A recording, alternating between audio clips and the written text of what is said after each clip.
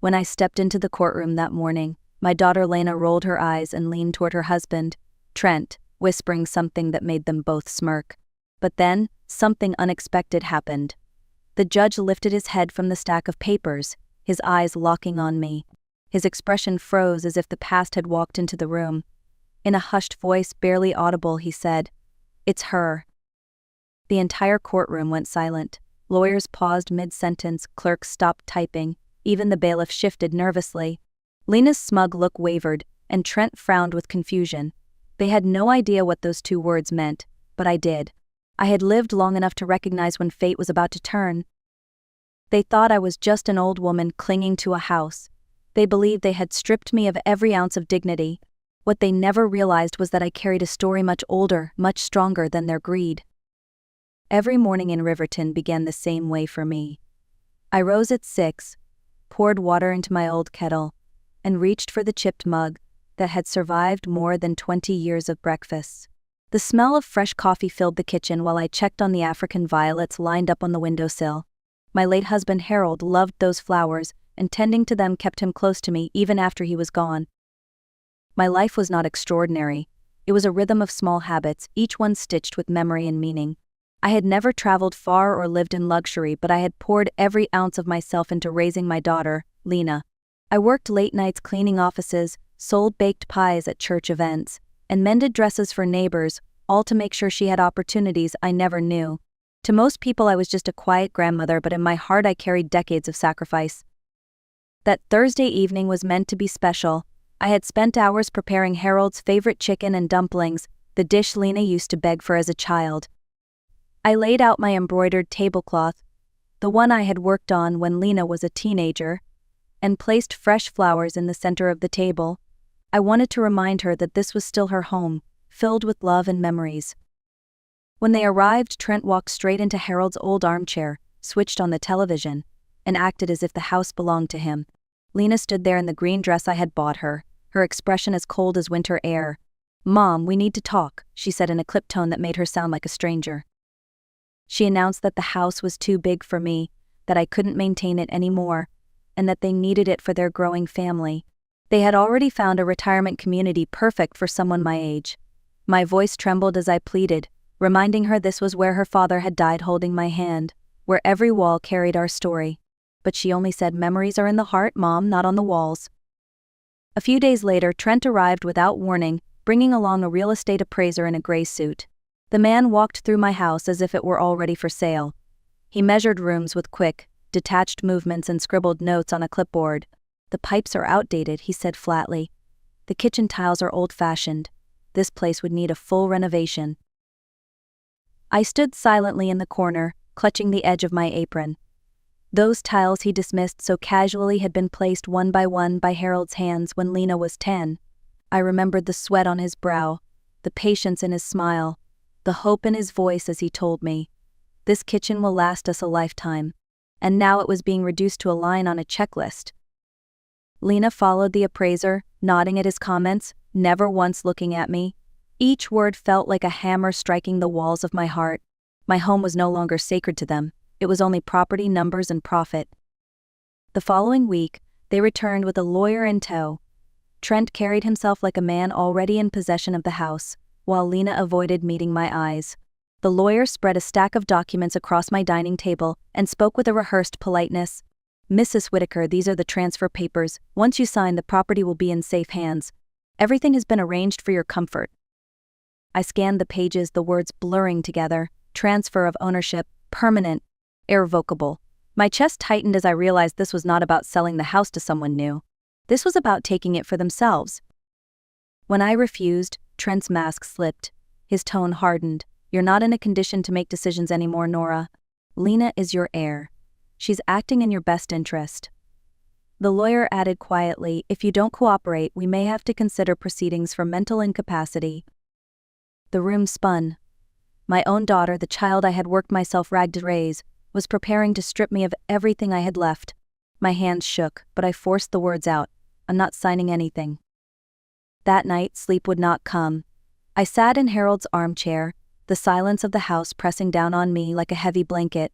For the first time, I allowed myself to wonder if they were right. Maybe I was too old, too fragile, too useless to stand in their way.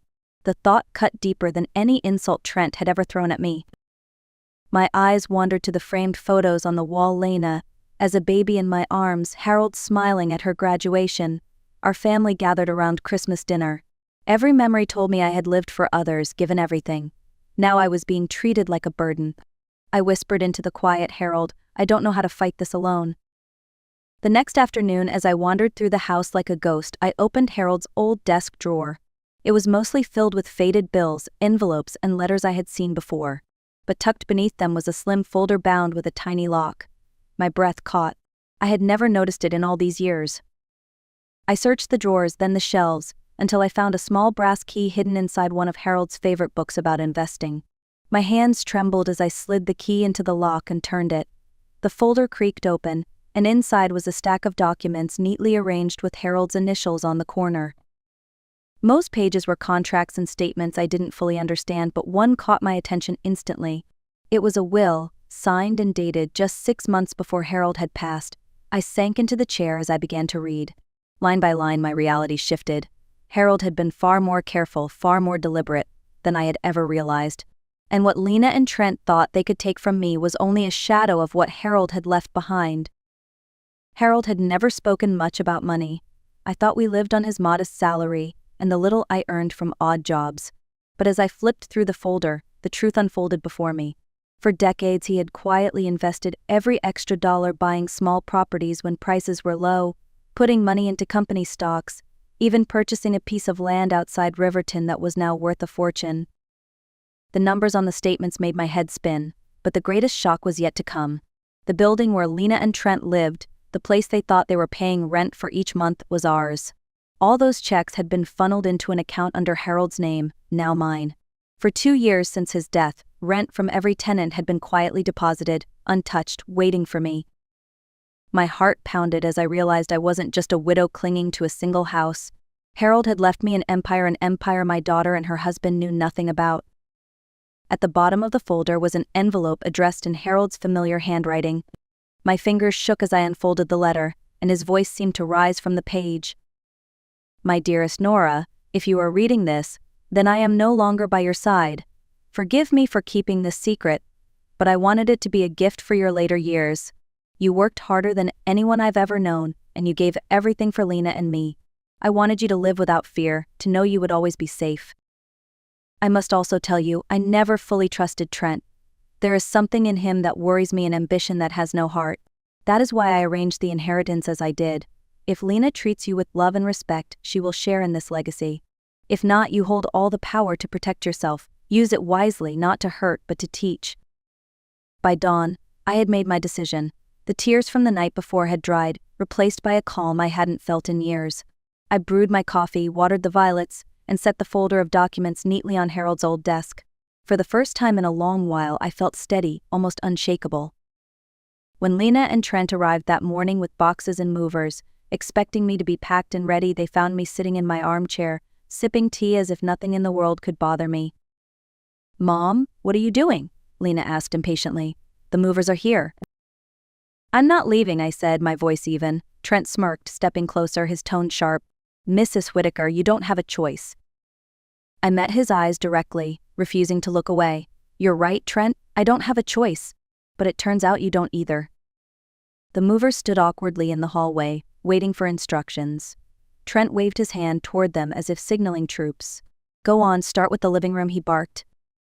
"Not so fast," I interrupted, rising slowly from my chair. I walked to Harold's desk and picked up one of the deeds. "Did you know," I asked calmly, "that the apartment you've been living in for 3 years has never really belonged to you?" Trent's smirk faltered. "We pay rent every month," Lena said, confused. "Yes," I replied, "to a management company that transfers it directly to me, because I own the entire building." The silence that followed was thick, broken only by the creak of the movers shifting on their feet. Lena stared at the paper in my hand, reading it again and again. Trent grabbed it from her, his face turning pale as the truth sank in. "This has to be fake," he snapped. "You're bluffing." "Check the records yourself," I said evenly. "You'll find I'm not bluffing at all." Trent's voice rose, anger spilling through his teeth. "Even if this is true, you can't stop us. We'll fight it in court. you'll lose everything. I folded my hands in front of me. On the contrary, you have 30 days to find another place to live. After that, the law allows me to evict you. Lena gasped, her eyes filling with panic. Mom, you can't mean that. Family doesn't scheme to take away what isn't theirs, I answered firmly. You made your choice when you tried to push me out. Trent, desperate now, blurted out, Tell her, Lena. Tell her why she can't do this. Lena's lips trembled. Mom, I'm pregnant. The words pierced me deeper than any threat. I would be a grandmother, yet I was finding out like this used as a bargaining chip. For a brief moment my resolve wavered. But then Harold's letter echoed in my mind. Use it not to hurt, but to teach. I straightened my shoulders. Congratulations, Lena. But that doesn't erase what you've done. Lena's eyes brimmed with tears as she turned toward Trent. Maybe we should just apologize, try to make this right. Trent's face hardened. I will never bow to her. She's manipulating you. She's manipulating all of us. I stood quietly, letting his words hang in the air. The truth was finally showing itself. Trent, please, Lena pleaded, clutching his arm. She's my mother. We can't throw her out like garbage. No, he barked, shaking her hand away. You're weak if you give in. In that moment I saw something shift in Lena. For years she had echoed his voice, mirrored his disdain. Now she was staring at him as if she truly saw him for the first time. She turned back to me, her voice trembling. Mom, I was wrong. I let him convince me that you were a burden, and I believed him because it was easier than admitting I married the wrong man. I swallowed hard. Words are a beginning, Lena, but only actions will show me you've chosen differently. 2 weeks later, Trent returned in a rage. The building manager called up to my apartment, his voice nervous. Mrs. Whitaker, he's demanding to be let in. He says his wife is being held against her will. I went down to the lobby, calm as ever. Trent stood there, eyes bloodshot, the smell of alcohol heavy on his breath. He jabbed a finger toward me. You give me back my wife right now, or I'll have you arrested for kidnapping. Lena is exactly where she wants to be, I replied evenly. And you are standing on my property, which means you'll leave now. He laughed bitterly. This isn't your building. Without a word, I dialed my attorney Camille Current and put the call on speaker. Camille, could you confirm who owns this building? Of course, Nora, she said. You are the sole legal owner. The manager's eyes widened. Trent's mouth snapped shut. For the first time, he had no answer. The weeks that followed were filled with preparation. Trent had filed a lawsuit, claiming I had manipulated Lena, alienated her from him, and schemed to ruin their marriage. He even threatened to fight for custody of the baby. It was absurd, but I knew I needed to be ready.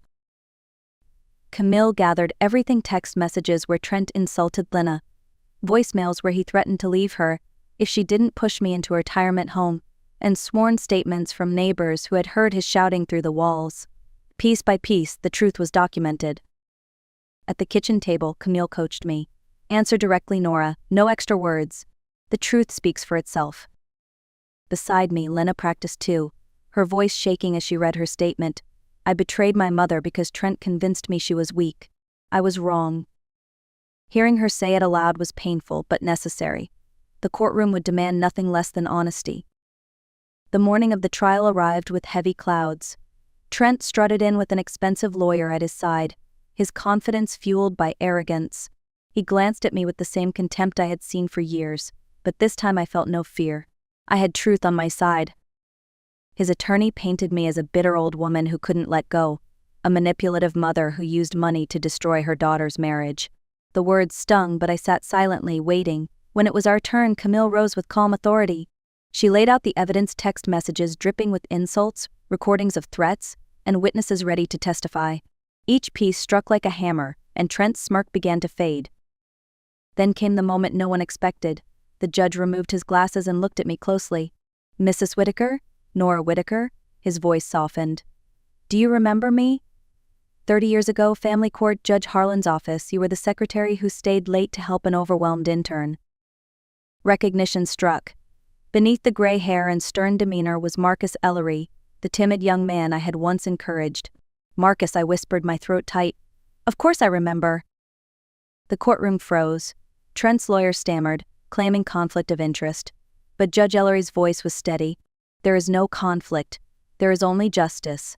And the evidence is clear. Mr. Maddox has been the manipulator all along. For the first time in years, the balance of power shifted entirely. Kindness, it seemed, had circled back when I least expected it. Judge Ellery's ruling was swift and decisive. He denied every one of Trent's claims, declaring there was no evidence that I had manipulated Lena or interfered in their marriage. Instead, he concluded that Trent had subjected both Lena and me to intimidation, coercion, and emotional abuse. The gavel struck, sealing the verdict. Trent was barred from approaching either of us, stripped of any parental rights until further review, and ordered to pay court costs as well as damages for the suffering he had caused. Trent's face turned ashen, his bravado gone. His lawyer leaned in to whisper something, but it was useless. The fight was over. Beside me, Lena wept quietly, relief washing over her. I placed my hand over hers, not as a victory gesture, but as a reminder that this was not the end. This was only the beginning of rebuilding what had been broken. Outside the courthouse steps, she clung to me, whispering, "Mom, we're free." Freedom did not erase the wounds. When Lena moved back into the house, the air between us was fragile, filled with unspoken questions. I set clear boundaries. "If you stay here, it won't be as a guest. You'll contribute, you'll be responsible, and you'll earn my trust back." She nodded, her eyes lowered. At first, the silence between us was heavy. We spoke only about daily necessities, the weather, the groceries, her morning sickness. Yet I noticed small changes. She washed her dishes immediately after meals, kept her old room neat, and even helped tend Harold's violets without being asked. One afternoon I found her folding laundry in the living room, something she had never done before. She looked up, nervous, and said, "I want you to see I can take care of things on my own." It wasn't much, but it was a start. Actions, I reminded myself, not words, would show whether my daughter had truly returned to me. As the months passed, I knew Harold's legacy could not remain only within our family. Too many women like me had been silenced, pushed aside, or stripped of their dignity by those they loved most. With Camille's guidance, I used part of the inheritance to establish the Second Porch Foundation, a refuge for older women facing abandonment or abuse. We called it Second Porch because every woman deserves another place to sit, to breathe, and to belong when her first porch has been taken away. Within the first year, we housed 15 women. Their stories were heartbreakingly familiar: children who sold their parents' homes without consent, siblings who claimed inheritances with lies, husbands who discarded their wives when they grew frail. Letters began to pour in, thanking us for restoring hope. One woman wrote, "You gave me back my name. I am not just a burden anymore." Every word reminded me that my pain had been transformed into purpose. Harold's gift was no longer just for me, it was for all of us. 5 years later, the garden in Riverton was alive with color. My granddaughter Isla, now 4 years old, ran barefoot across the grass chasing butterflies, her laughter echoing through the yard. Lena stood at the porch steps, her hands dusted with flour from preparing Sunday lunch. She had rebuilt her life, going back to school and becoming an accountant at a small but thriving firm. More importantly, she had regained that easy laugh I remembered from her childhood. That afternoon, an envelope arrived addressed to me. It was an invitation to the dedication of the third Second Porch home. Dozens more women would soon find safety and dignity within its walls. Later that week, Judge Marcus Ellery visited with his wife. He smiled warmly and said, "Nora, your work has inspired us all. The Retired Judges Association wants to honor you for what you've built." As Isla climbed into my lap holding a yellow flower, I realized how far we had come. Pain had been turned into legacy, and love had survived its hardest test. Looking back, I see now that true strength was never in shouting or fighting louder. It was in standing calmly with the truth in my hands, refusing to be erased. Harold's letter had told me to use power not to hurt but to teach, and that is what I tried to do. Lena learned that respect cannot be forced, and I learned that dignity is something we must protect for ourselves. If my story reminds you of your own, know this: you are not powerless. Even in the darkest moments, there is always a way to reclaim your voice, your place, and your worth. Sometimes life circles back with unexpected kindness, the way Judge Ellery remembered me after decades. Sometimes the victory is simply refusing to be pushed aside. If you found meaning here, I invite you to share this story. Leave a comment, let me know where you're watching from, and subscribe if you'd like to hear more. Together we can keep these lessons alive, reminding the world that dignity never expires. The wooden bench beneath me felt harder with every passing minute. My hands gripped it until my knuckles turned white, the only thing anchoring me as my daughter-in-law's voice filled the courtroom. Your Honor, my son wants to live with me. Her tone carried rehearsed sincerity, smooth enough to make anyone doubt the truth. 8 months had passed since my son, Daniel, died in a car accident. And now here we were, not united in grief, but divided by a custody battle for the only piece of him left, 12-year-old Noah. He sat stiffly in his navy blazer, far too formal for his age, his young shoulders carrying a weight no child should bear. The judge, a man with silver hair and eyes sharpened by decades on the bench, adjusted his glasses. Is that true, young man? Do you want to live with your mother? The silence that followed seemed to stretch forever. My attorney gave my hand a reassuring squeeze, but I knew the odds. Courts favored biological parents. No matter how many nights Noah had slept at my house, no matter how many times I'd picked up the pieces of Vanessa's neglect, she was still his mother. Noah rose slowly. His voice was unsteady but clear. Your Honor, before I answer, can I show you something? From his pocket, he pulled out the phone I'd given him for his birthday. My breath caught. Vanessa's polished smile faltered. Objection, she snapped. But the judge shook his head. Family court allows wide latitude. Proceed. When Noah pressed play, the courtroom filled with her real voice, sharp, impatient, dismissive. Stop packing. You're not going to Grandma's. Once this custody nonsense is over, you won't be spending so much time there anyway. We're moving to Phoenix with Brandon. You'll like it, there's a pool. Then came Noah's small voice on the recording. But what about Grandma? My friends? Dad's house? Her reply was ice. Your grandmother has interfered enough. End of discussion. The room went still. The judge leaned back, his eyes narrowing as the sound of my grandson's quiet sobs filled the speakers. At that moment, I knew everything had changed. The recording ended with the faint slam of a door and Noah's muffled crying. The judge's expression never changed, but his eyes darkened as he turned to Vanessa. Ms. Reynolds, would you like to explain this? Her polished demeanor cracked. Your Honor, I've been under terrible stress since losing Daniel. Sometimes I say things I don't mean. My son knows I love him more than anything. I bit the inside of my cheek so hard I tasted blood.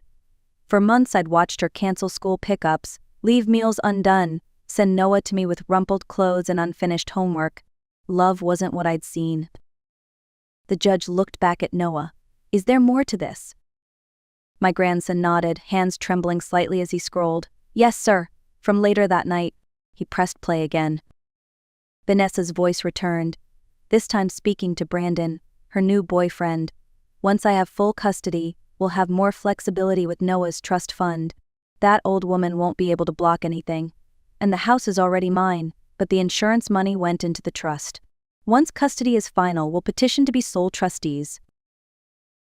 Brandon's voice oozed calculation. $2 million set aside until he's grown. Once you're in control, it'll be easy. Gasps rippled through the courtroom. I felt my heart pound so hard it echoed in my ears. This wasn't just negligence, it was exploitation. The judge removed his glasses and pinched the bridge of his nose. We'll recess for 30 minutes, he announced. When we return, I'll hear closing arguments. As we filed out, my attorney whispered, that changes everything. Judges hate when custody fights are about money. In the hallway, Noah slid his small hand into mine. He hadn't done that in public since he was 9. I'm sorry, Grandma, he whispered. I didn't want to embarrass Mom, but I had to tell the truth. Tears blurred my vision as I hugged him close. You have nothing to be sorry for, Noah. Nothing at all. When the bailiff called us back, the courtroom air felt heavier, charged with something unspoken. Noah sat beside me, his chin held high though I could feel the tremor in his small frame. Judge Harrison adjusted his papers, then looked directly at Vanessa. The recordings presented raised serious concerns regarding financial motivation and neglect.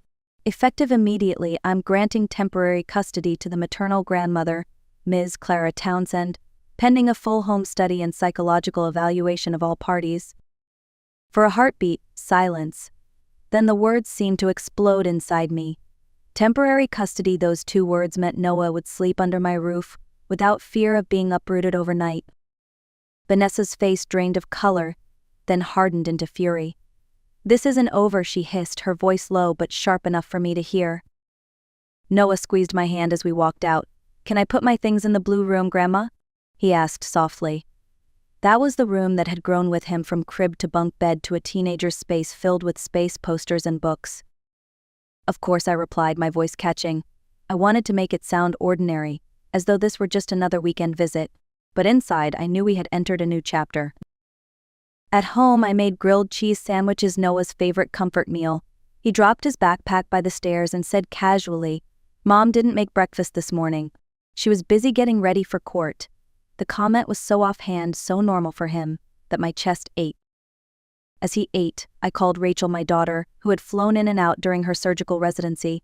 "The judge gave me custody," I whispered. "That's the best news," Rachel said firmly. "Mom, I'm coming home. You won't face this alone." Relief washed over me. For the first time in months, I didn't feel like I was fighting this battle in isolation. Together, we would protect Noah. Rachel arrived the very next morning, her suitcase barely touching the floor before she spread papers across the kitchen table. "I pulled Noah's medical records," she said, her voice brisk. "Missed vaccinations, skipped checkups, delayed prescriptions. It's a clear pattern." Clara leaned over the documents, her heart heavy but grateful. Rachel had always been the practical one, decisive even under pressure. Now her focus was on protecting her nephew. "This shows neglect," Rachel continued. "Courts won't ignore it." Later that day, they met with Patricia, their attorney. She studied the stack of records, nodding slowly. "Judges weigh this kind of evidence carefully. You're building a strong foundation." For Clara, the weight on her chest lightened. For weeks, she had carried the burden alone, picking Noah up when Vanessa forgot, feeding him when dinners never appeared, reassuring him when plans were broken. With Rachel by her side, she no longer felt like a tired widow fighting a battle alone. She felt like part of a team.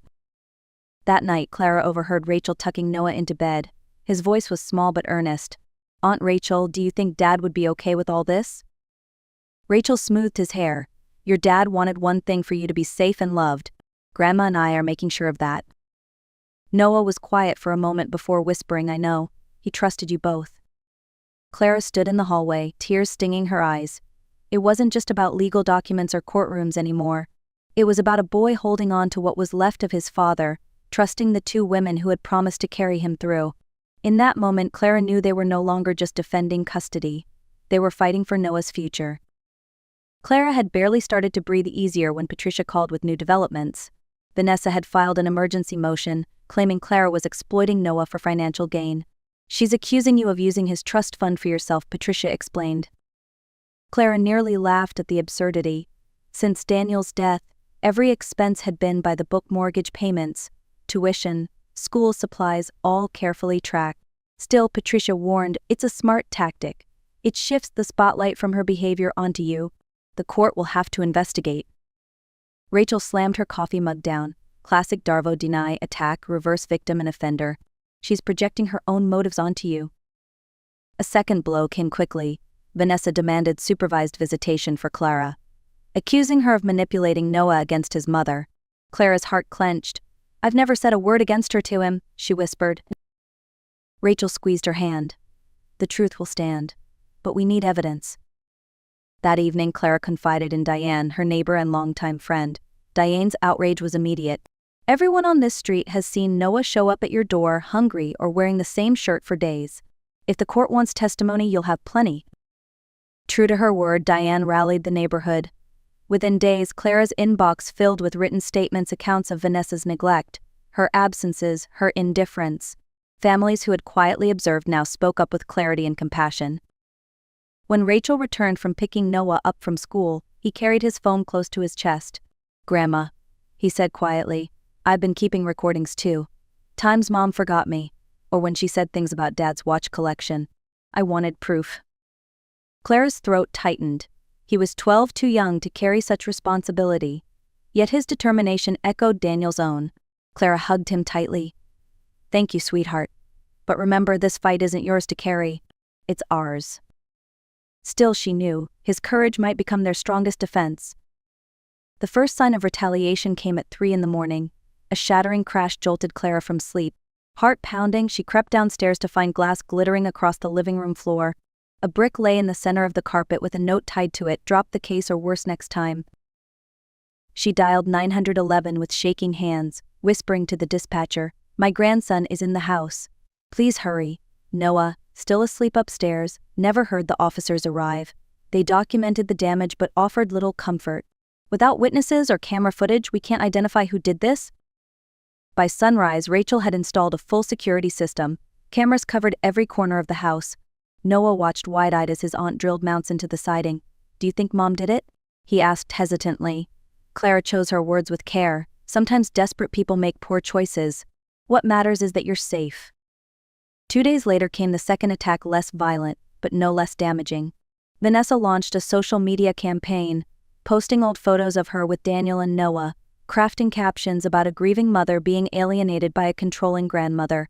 Strangers flooded the comments with sympathy, while distant relatives shared the posts with outrage. Rachel scrolled through the feed in disbelief. "She's rewriting the story, making you the villain." Patricia advised restraint. "Do not engage. Judges ignore online drama. Document everything but stay silent." The third blow struck a week later when Child Protective Services appeared at Clara's door, responding to an anonymous report of medical neglect. The social worker inspected the fridge, asked questions, even spoke privately with Noah. At the end, her tone softened. "Mrs. Townsend, I see no cause for concern. These cases are common in custody disputes, but be aware there may be more visits." That night, Clara sat awake at the kitchen table. The war had shifted from courtrooms to shadows, bricks, and lies. And Vanessa wasn't finished yet. Noah's shoulders had begun to slump under the pressure. He startled easily, skipped meals, and woke often at night. When Rachel suggested therapy, he shook his head. "I'm not crazy," he muttered. "It's not for crazy people," Rachel explained gently. "It's like physical therapy, just for your feelings. Even doctors need help sometimes." Reluctantly, Noah agreed. That's how Dr. Kavita Shah entered their lives, a child psychologist with a calm voice and a gift for making children feel safe. After only a few sessions, she reported back to Clara privately. "Noah is resilient, but he feels responsible for protecting you. He believes he has to shield you from his mother." Clara's chest tightened. "That's the last thing I wanted." "Children sense more than we realize," Dr. Shah said kindly. "He sees your worry. And there's something else. Vanessa has been messaging him privately, saying if he agrees to come home, she'll stop biting you." Clara's heart sank. Manipulation disguised as motherly concern. "What do we do?" "First, restrict communication. Use only monitored channels. Second, reassure Noah he doesn't have to solve this. The adults will. And third," Dr. Shaw added gently, "you need support too. You've been carrying grief and conflict on your own shoulders for too long." That evening, Clara and Rachel filed an emergency motion requiring all communication through a co-parenting app. As they prepared dinner, Rachel's phone buzzed with news that made her pause. "Mom, you won't believe this. Vanessa just got a job in the hospital billing department, the same place that handles employee medical records." Clara froze. It wasn't coincidence. "She's not just after Noah anymore," she whispered. "She's after us." Rachel's jaw tightened. "Then we fight smarter. She may play dirty, but we won't let her win." Clara nodded, though inside she trembled. The battle wasn't only about custody anymore. It had become a war for trust, safety, and truth. Clara sat across from Patricia, her attorney, with Rachel by her side. The weight of sleepless nights showed in every line on her face. "What if we end this another way?" she asked quietly. "Vanessa doesn't want Noah. She wants money. What if we give her some of ours, not the trust fund, and ask her to walk away?" Patricia nearly dropped her pen. "You're suggesting a payout?" "Clara, judges may see that as buying custody." "I don't care how it looks," Clara said firmly. "Every day this fight drags on, Noah suffers. If peace has a price, I'll pay it." Rachel leaned forward. "It wouldn't be simple bribery. We'd frame it as compensation tied to her relocation. Vanessa's already talking about moving to Phoenix with Brandon. If she leaves, she can argue that it's in Noah's best interest to stay here." Patricia hesitated. Voluntary termination of parental rights is rare. Courts usually require adoption or severe abuse cases. "Then let her bring it up herself," Rachel countered. "We don't mention termination. We just make a settlement offer. Vanessa's greed will do the rest." Clara nodded slowly. "If she chooses money over her son, it will prove what we've known all along." Days later, the phone rang. Vanessa's voice was calm, almost businesslike. "Clara, we need to be practical. This court battle is draining everyone. I've been considering a permanent solution. Noah stays with you, and I move forward in Phoenix. In exchange, I'd expect financial recognition. After all, I'd be giving up my parental rights." Clara gripped the table, keeping her tone steady. "And what would that recognition look like?" "A one-time payment," Vanessa replied smoothly. $250,000. Clara exhaled. The very thing Patricia had warned of was unfolding exactly as Rachel predicted. Vanessa was ready to put a price tag on motherhood. The August morning carried a stillness that felt almost surreal as Clara and Noah walked up the courthouse steps. He wore the same navy blazer from months earlier, now a little snug after a summer growth spurt. Clara smoothed the collar, her heart caught between pride and sorrow. Inside, Judge Harrison presided once more. Vanessa sat opposite them in a muted gray dress, Brandon by her side, his expression impatient. The agreement had been reviewed, the terms signed. Today was about making it final. Miss Reynolds, the judge began, do you understand that voluntary termination of parental rights is permanent and irreversible? Yes, Your Honor, Vanessa replied, her voice steady but low. And you understand that after today you will have no legal right to visitation, communication, or decision-making for Noah? I understand. Judge Harrison studied her for a long moment before turning to Noah. His tone softened. Noah, do you know what this means? Yes, sir, Noah said, standing tall. It means my mom is ending her role as my parent. My grandma will take care of me. My dad always said family is about showing up. Grandma and Aunt Rachel show up for me. I'll be okay. A ripple of emotion moved through the courtroom. Clara swallowed hard, tears stinging her eyes at her grandson's quiet strength. The judge nodded. Then I find the agreement to be in the child's best interest. Custody is hereby granted to Clara Townsend, with Rachel Townsend named successor guardian. The parental rights of Vanessa Reynolds are terminated. The gavel fell with gentle finality. Clara closed her eyes, a weight lifting from her chest. The battle was over. Outside, Noah looked up at her. Is it really done, Grandma? Yes, sweetheart, she whispered, pulling him close. It's done. We can finally start living again. A year later, the Townsend home no longer felt like a battleground. It felt like a place where life could finally breathe again. The front garden overflowed with color from the flowers Noah and Clara planted together that spring. The house, once weighed down with tension, rang with the sounds of ordinary living homework sprawled on the dining table, laughter during family dinners, the low hum of peace that Clara had once feared would never return. Noah was thriving. At 13, he had shot up in height, his voice deepening, his energy spilling into everything he touched. He joined the robotics club, winning second place at a regional competition with a solar-powered design. When he accepted his ribbon, Clara stood in the audience with Rachel at her side, clapping until her hands ached. Pride surged through her, not just for the award, but for the light that had returned to her grandson's eyes. Rachel balanced her medical career with frequent visits, always carving out time for Noah. She became more like a second parent than an aunt, guiding him through school choices, even teaching him how to cook pasta properly, a skill he insisted he'd mastered better than her. Their bond had grown strong, forged by crisis and solidified by love. One evening after dinner, Noah pulled out his tablet. There's something I want you both to hear, he said softly. He played a recording Clara had never known existed.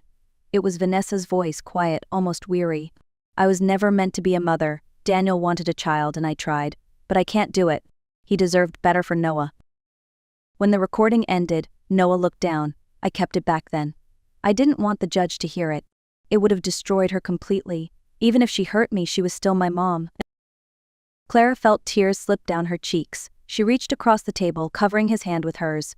That mercy, Noah, that kindness is your strength. Don't ever lose it. Rachel's eyes softened. Your dad would have been proud. Not for the awards, not even for the grades, but for the man you're becoming. Later that night, Clara sat on the porch beneath the stars, the hum of crickets filling the quiet.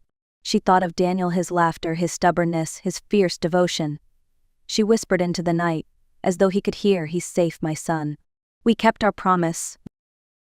For the first time in years, Clara's chest no longer felt weighed down. The scars of the past remained, but they no longer defined them. What remained was something stronger, a family rebuilt not by blood alone, but by love, loyalty, and the courage to endure. The story of their struggle was over. The story of Noah's future was only beginning. Marion Hale turned the key in her own front door and froze. The house she had built with 20 years of sweat and sacrifice was alive with noise. Laughter that did not belong to her, music rattling the windows, the smell of burnt food wafting through the air. On her porch stood her daughter-in-law, Kelsey, wearing Marion's embroidered apron like it was her badge of ownership. Children she did not know kicked a ball into her flower pots, beer cans rolled across the lawn she had mowed with her own hands. Marian's voice trembled but stayed steady. "This is my home, Kelsey." Her words meant nothing but a cold smirk. Kelsey crossed her arms. "Trevor said we can use it as long as we want. You live in the city. We need space." Behind her, strangers peeked out. Kelsey's mother, sister, cousins, none of them offering a word of welcome. Instead, they looked at Marian as if she were the intruder. At 70 years old, Marian stood small in her travel clothes, yet unbroken. She felt every eye press judgment onto her skin. Still, she refused to beg. She refused to fight their way. She drew in a breath, lifted her chin, and said only, "I understand." But inside, a promise burned. If they thought she would leave quietly, they had just awakened the wrong woman. Before that humiliating morning, Marian Hale's beach cottage had always been her sanctuary. 20 years earlier, she was a 50-year-old widow with nothing but a sewing machine, a second-hand car, and a stubborn will. While others doubted her, Marian stacked fabric orders high, stitching until her fingers throbbed, saving each check in a worn envelope tucked behind flower jars in her kitchen. Every curtain she hemmed and every wedding dress she altered brought her one step closer to her dream. The dream was this cottage on the edge of Cape May, New Jersey. She remembered standing on the vacant lot the first day, the salty wind blowing through her hair, clutching her savings book. People said it was foolish for a seamstress to want a beach house, but Marian saw possibility. Weekends turned into work days, painting walls herself, planting geraniums in clay pots, sanding the porch railing until it gleamed under the sun. Trevor, her only son, sometimes joined her, helping with roof shingles and laughing as they ate sandwiches on the half-finished deck. For Marian, this cottage was not luxury. It was survival. It symbolized every long night she fought loneliness after her husband's passing, every penny she saved instead of spending. It was proof that even a woman the world dismissed could create something enduring with her own two hands. When Marian returned the following day, the cottage looked less like a home and more like the aftermath of a summer carnival gone wrong. 3 unfamiliar cars blocked her driveway. Folding chairs leaned crooked against the porch rail, empty soda cans rattled in the breeze, and music thumped from inside loud enough to shake the windows. Her once trim lawn bore muddy footprints and crushed blossoms. The geraniums she had tended like children were now soccer goals for teenagers she had never met. On the deck, towels dripped over wicker chairs, staining the cushions she had carefully chosen the year before. Inside, the air was thick with burnt grease and too many perfumes competing at once. Strangers wandered her kitchen, moving pots and pans as if they belonged to them. Every corner of the house echoed with voices: Brianna, Kelsey's sister, barking at her 2 teenagers, Dottie, Kelsey's mother, laughing too loud, her words dripping with disdain. When Dottie caught sight of Marian, she tilted her head with mock surprise. "So this is the famous mother-in-law." I pictured someone more impressive. Around the table, chuckles followed. Marian swallowed the sting, but her silence was louder than their ridicule. She stood in the doorway, surveying the chaos. This wasn't just an unexpected visit. It was an invasion. Every small detail, the soccer ball scuffing her painted deck, the greasy skillet abandoned on her stove, the careless laughter in the space she had built with sacrifice, told her one thing. They weren't planning to leave anytime soon. They had already decided her cottage was theirs. Marian steadied herself on the doorway, the hum of the ocean just beyond the walls reminding her to keep her voice calm. Kelsey blocked her path, arms crossed, chin raised like she owned the air itself. "Trevor said we can use this place as long as we want," she declared, her tone dripping with certainty. "You hardly come here. It's wasted on you." Marian's pulse pounded, but her reply was measured. "This house is not a spare key to be passed around. It is my home." Her words floated into a silence that quickly turned sour. Brianna smirked from the sofa, and Dottie muttered something under her breath about selfish old women. The weight of humiliation pressed on Marian's chest, yet she refused to crumble. She looked at the mess surrounding her, the muddy footprints on the rug, the plates stacked high with food she had not cooked, the strangers lounging as though she were the visitor. Every piece of it cut deep, but deeper still was the realization that her son had let this happen. Kelsey narrowed her eyes. "You can make this easy or hard, Marian. We have a full house. There's no room for you?" Marian inhaled, lifted her chin, and stepped back. Her words were quiet but unwavering. "I see the choice you've made, and I promise you this will not end the way you expect." That night, Marian lay awake in the dim light of a roadside motel. The thin walls carried the sounds of strangers coming and going, and the bitter coffee she had bought from the lobby sat untouched on the nightstand. She closed her eyes, but each time she did, Kelsey's smirk reappeared. The laughter of people feasting in her kitchen echoed louder than the traffic outside. Her home, her sanctuary, had been reduced to a stage for their mockery. Marian pressed a hand to her chest and felt the steady rhythm of her heart. Not anger, not fear, something sharper. Resolve.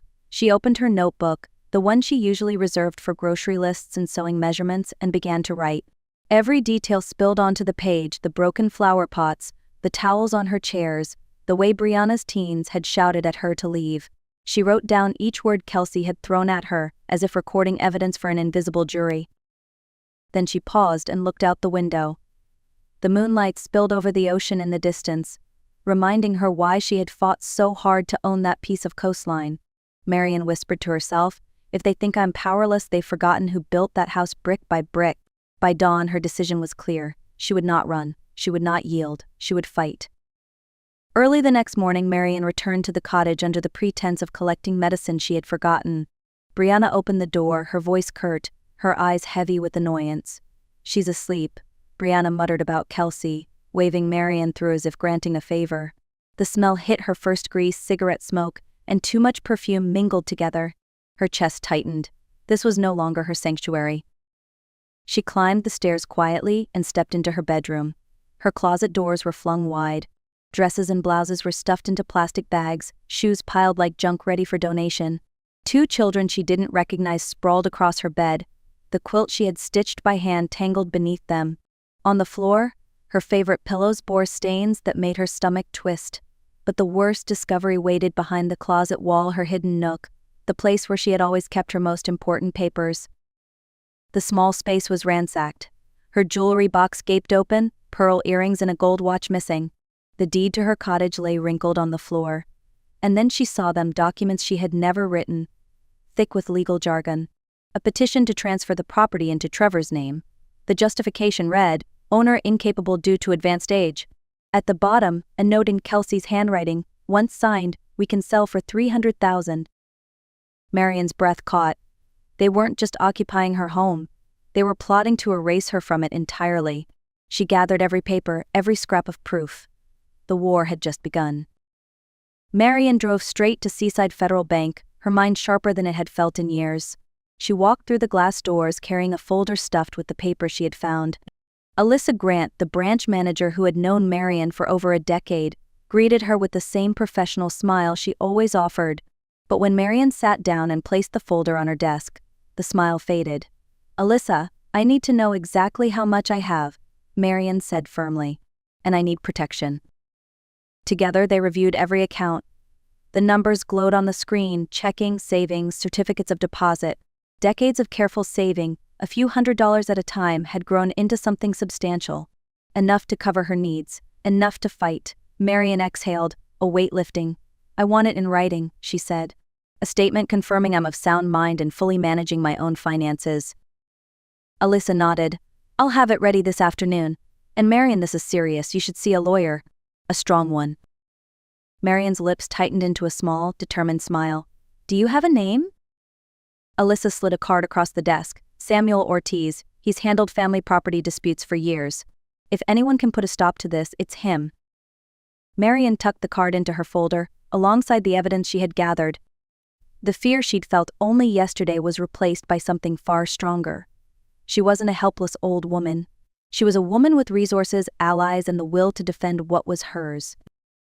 That same afternoon, Marian stepped into the office of Samuel Ortiz, a seasoned attorney with silver hair and calm, steady eyes.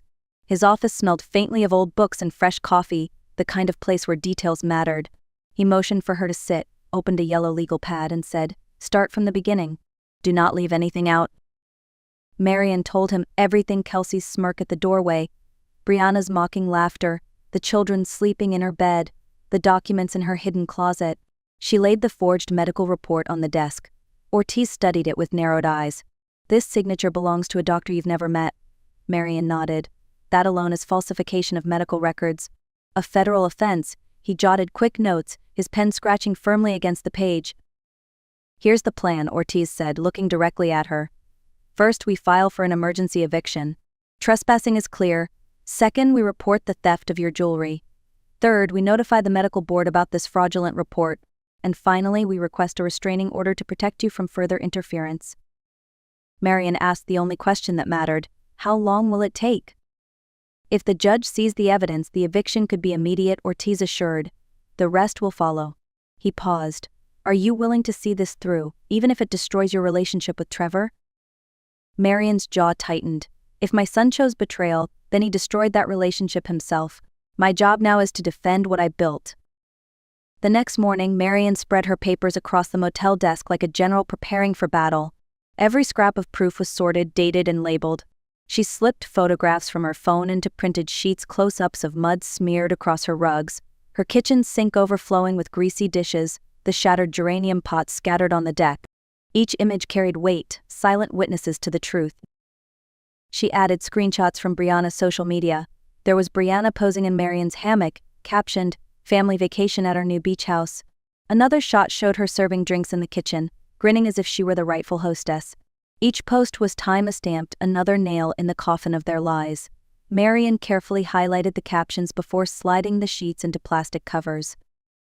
Then she cataloged the stolen items: pearl earrings her mother had given her on her wedding day, her late husband's gold watch, the silver coins she had collected for decades. She found the insurance papers for the watch and tucked them into the stack. Proof upon proof. When she was done, the folder bulged, but nothing felt scattered. It was all their photos, receipts, titles, records. Marian pressed the folder closed and whispered, "Paper first, feelings second." For the first time since Kelsey had sneered at her, Marian felt steady. She was ready to face them, not with anger but with evidence. On Tuesday morning, Marian arrived at the cottage not alone but with reinforcements. At her side stood Samuel Ortiz in his dark suit, a county sheriff's officer, and a public notary. Their arrival was quiet, professional, no yelling, no drama, yet the weight of authority was unmistakable. As they walked up the drive, Kelsey's coffee mug slipped from her hand, shattering on the porch. Brianna's teenagers froze mid-laugh. Dottie peered out from the kitchen window, her face paling. "Good morning," Ortiz began, his voice calm but firm. "We are here under court order to deliver an immediate eviction for unlawful trespassing. This property belongs solely to Mrs. Marian Hale." He held up the deed and tax records like shields of truth. The sheriff added, "Unless you can present legal proof of ownership, you must vacate within 2 hours." Kelsey's voice cracked as she sputtered, "My husband is her son. That makes this our family's house too." But the officer shook his head. "Bloodline doesn't override the law, ma'am. Do you have documentation?" Silence followed. Meanwhile, Marian noticed a small boy tugging on his cousin's sleeve, confused and scared. She knelt beside him, her tone gentle. "Sweetheart, you did nothing wrong. But this house belongs to me. And your family needs to leave now." His wide eyes searched hers, then he nodded slowly. The contrast was stark, Marian's dignity against the chaos swirling around her.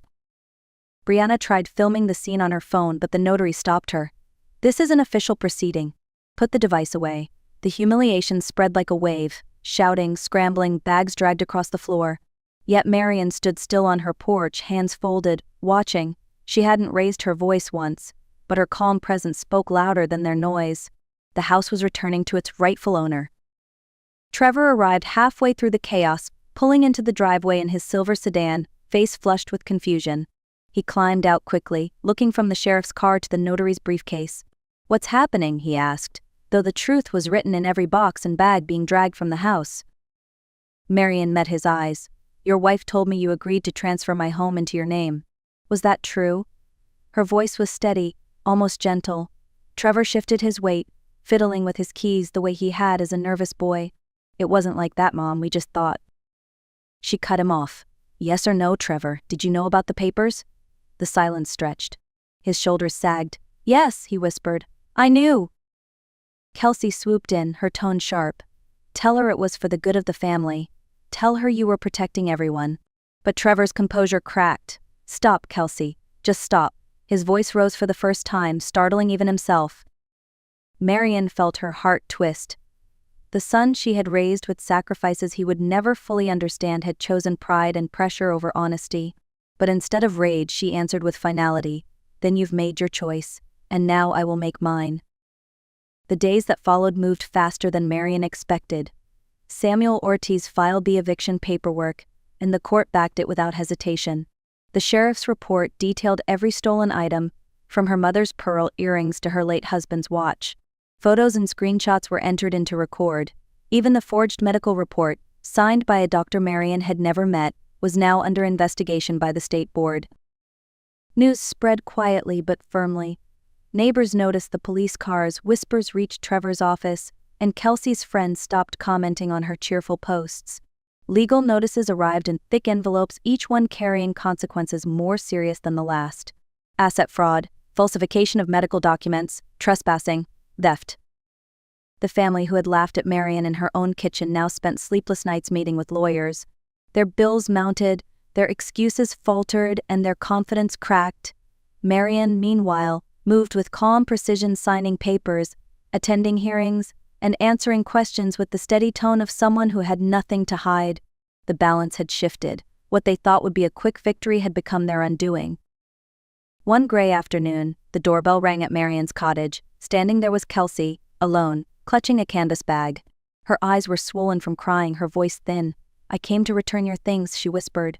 Inside the bag, Marian found the pearl earrings, the gold watch, the silver coins, every piece that had vanished. Kelsey placed them on the table one by one, like a child forced to hand back stolen toys. "It wasn't meant to be stealing," Kelsey insisted, her words tumbling out. "We were drowning in debt. Trevor lost money, the mortgage is behind, and I thought we could make it work." She wiped at her face. "I made terrible choices." Marian listened, her expression calm but unreadable. "These are not just objects. They are pieces of my life," she said softly. Kelsey nodded, unable to argue. The silence that followed was heavy. Returning the jewelry did not erase the betrayal, it only confirmed how deep the wound had been cut. With the house finally hers again, Marian set about rebuilding not just the walls but her sense of peace. She hired a local handyman to change every lock, then added sturdy deadbolts and a new alarm system. A small set of cameras went up along the porch and back garden, their quiet red lights glowing at night like silent guardians. For the first time in months, she slept without fear of someone walking through her door uninvited. She also called her attorney to update her will. Instead of leaving the cottage to Trevor, she arranged for it to pass to a coastal conservation group. "If he wants independence," she told Ortiz, "then I will give it to him fully." The words carried no bitterness, only clarity. Marian planted fresh geraniums in the pots by the steps. Their bright red blooms swayed gently in the sea breeze. Each petal reminded her that security was not just about fences and locks, but about choosing peace over betrayal. Marian sat on her porch one quiet evening, the ocean steady in the distance. She had not raised her voice, yet she had reclaimed her dignity. Strength, she realized, was not about shouting the loudest. It was about documenting the truth, standing firm, and refusing to be erased. Her story was not only about a house, it was about boundaries, respect, and the courage to defend what you build. If this story touched you, let it remind you to guard your own peace. Like, share, and comment ocean if you've ever had to reclaim your space. I read every word.